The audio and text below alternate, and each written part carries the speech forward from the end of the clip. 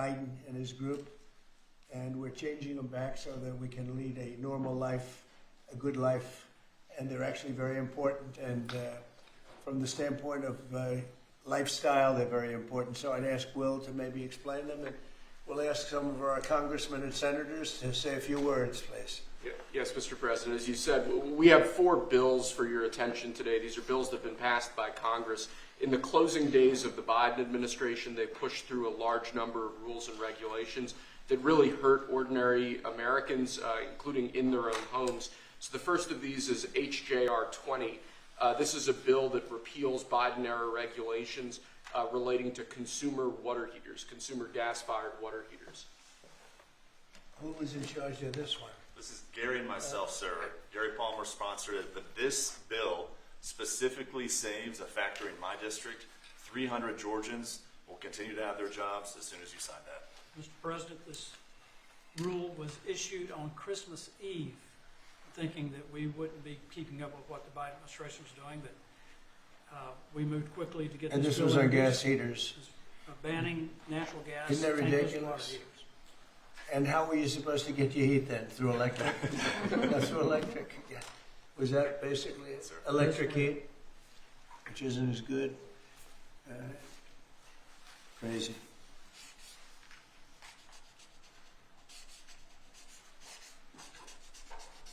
You, Gary, hold that up. Brian, hold that up. You guys were great. Thank you, Mr. President. No sense, just no sense. But in addition to that, you have a lot of workers that lose their job, right? Yes, sir. Right. 300 workers Crazy. saved because of you. Good, thank you. Thanks. It's an honor. There's the Golden Dome, by the way, if you're interested. There's the Golden Dome. It'll save all your lives someday, maybe. Okay, good. Thanks, Brian. You hold it up. Yes, sir. Next, Mr. President, we have House Joint Resolution 24. This is the same basic idea, but this relates to walk-in coolers and freezers and other refrigeration devices.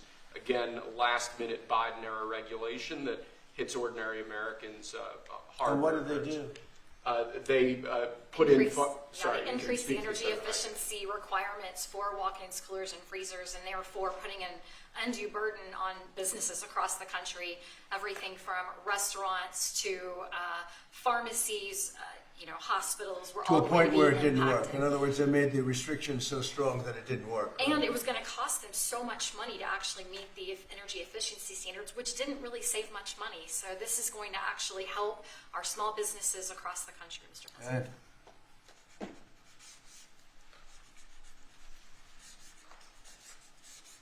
Many manufacturers would have had to stop lines, shut down entire lines of businesses. And I just want to say, rescinding these, this was done days before you took office. They pushed through these regulations. They didn't think about the cost to businesses. They didn't put American interests first. They didn't put American businesses first. I am so grateful we finally have a president who's not only walking back these insane, burdensome regulations that are ultimately going to cost us Americans and American businesses, but that you are thinking about the next generation. And as we're leading into Mother's Day, some of us are trying to parent and serve this country at the same time. Thank you for welcoming my son, who is 15, with his mother serving, watching what we're doing for him and generations to come. You are making this country stronger for them. Thank you. Thank you very much. Good luck, right? Take care of your mom. You want to hold that up too? So you Thank can- you. That's a big one, isn't it, huh? Common sense. It's all about common sense, right? Okay, Will, go ahead. Next, sir, this is House Joint Resolution 42. Again, this is a rescission of a Biden-era regulation, in this case relating to energy conservation standards for household appliances and certain consumer products.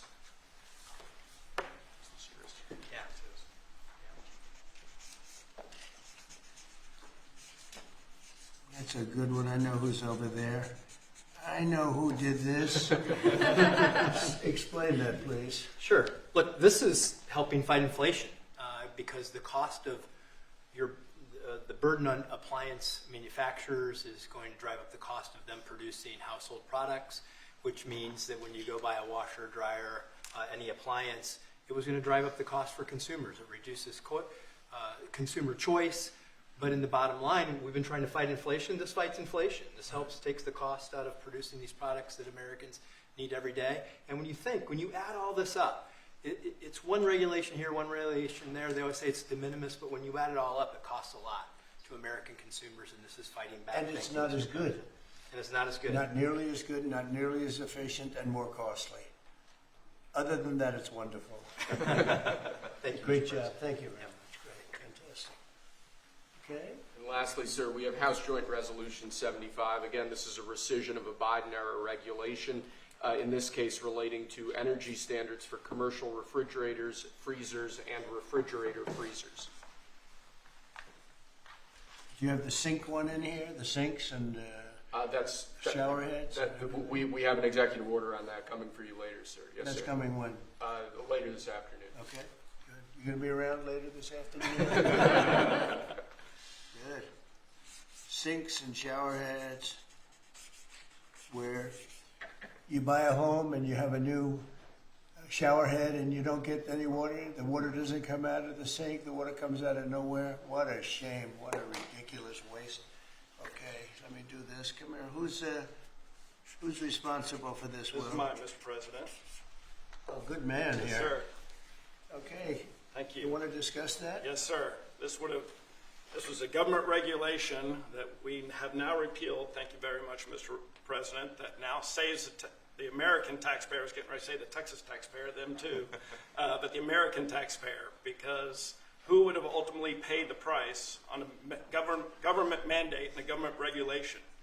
The people of America. So you just say the American taxpayer money. So thank you very That's much. fantastic. Thank you, it's a great job. Okay, any questions? Mr. Anybody? President, Airline said today that the 10% baseline tariff on all countries is here to stay, Yeah. even after the deals are done. Does that mean that countries offering zero tariffs won't get reciprocity? You are going to always have a baseline. I mean, there could be an exception at some point. We'll see. Somebody does something exceptional for us. That's always possible. But basically, you have a baseline of a minimum of 10%, and some of them will be much higher, 40%, 50%, 60%, as they've been doing to us over the years. We had a wonderful deal yesterday. We have 4 or 5 other deals coming immediately. We have many deals coming down the line, and ultimately we're just signing the rest of them in. But we always have a baseline of 10%. And then specifically on the possibility of an increase in taxes on wealthier Americans, what do you say to conservative Republicans who argue that this is an increase on small business owners? Well, what we're doing is we're actually, if we ever did that, it would only be, and from what I hear, people would love to do it, rich people. I would love to do it, frankly, but what we'll do is that, they'll go around saying, oh, this is so terrible. Would you do it? Is you're giving up something up top in order to make people in the middle income and the lower income brackets save more. So it's really a redistribution. And I'm willing to do it if they want. I would love to be able to give people in a lower bracket a big break by giving up some of what I have. But I'll tell you, a lot of people say don't do it because of the fact that you have the Bush statement about read my lips, but he lost because of Ross Perot. He didn't lose because of that statement. And then on the salt. But I don't think they're going to be doing it, but I actually think it's good politics to do it where richer people give up, and it's a very small, it's like a point, but they give it up to benefit people on a lower income. And then on the salt tax credits, Mr. President, there are some Republicans who say, why is it that these 45 other states should be paying taxes to alleviate the tax burden of New York? Or It's only because those states are behind, very badly behind, and those people were affected very badly. And, the sad part is oftentimes they were affected badly because you had bad management in those states, like in California with Newsom and, people. So you had some bad management. But that's being worked on now, and they may do a piece one way or the other. It's a very complex issue, but I think it's being worked out. I think it's going to be worked. It has not been settled yet, but they'll settle it up pretty quickly. Are you Mr. President, can we have What parameters have you given Scott Bessent on negotiating with China this weekend? We have to make a great deal for America. Are you going to be disappointed if he comes back without a deal? No, not at all. Because we already made a great deal. We're not doing business with China right now. Given your relationship with We Prime Minister, we lost $1 trillion last year with China, $1 trillion. So if you're not going to do business with them, you're not going to lose $1 trillion. But we lost. I want China to do great. You know, I'm very friendly with President Xi. I have great respect for him and for China, but we can't continue to allow them to do what they did. When I was president, they paid hundreds of billions of dollars in tariffs and taxes. And then Biden screwed it all up. What he did to this country between the border and between all of the other problems, the wars, everything, what he did to this country should never be forgotten. But one of the things he did is the trade was so bad and so imbalanced. So I think we're going to come back with a fair deal for both China and us. have you given Besant a number of how low you're willing to go? Yeah, I am. Are you What's willing the to share number? that number? 80%. But I put out a number today, 80%, so we'll see how that all works out. Mr. Given your President, relationship the with U.S. Embassy in Kyiv is warning right now about possible Russian significant attack on Kyiv. What's your message for Putin? I have a message for both parties. Get this war ended. We're losing 5,000 soldiers a week, Russian and Ukrainian soldiers, and other people also, by the way. And I say, get this stupid war finished. That's my message for both of them. Thank you very much. We'll see you later. Thank you, guys. Thank you, guys. We're heading out. Thank you, guys. Thank you. Right out through there. Thank you.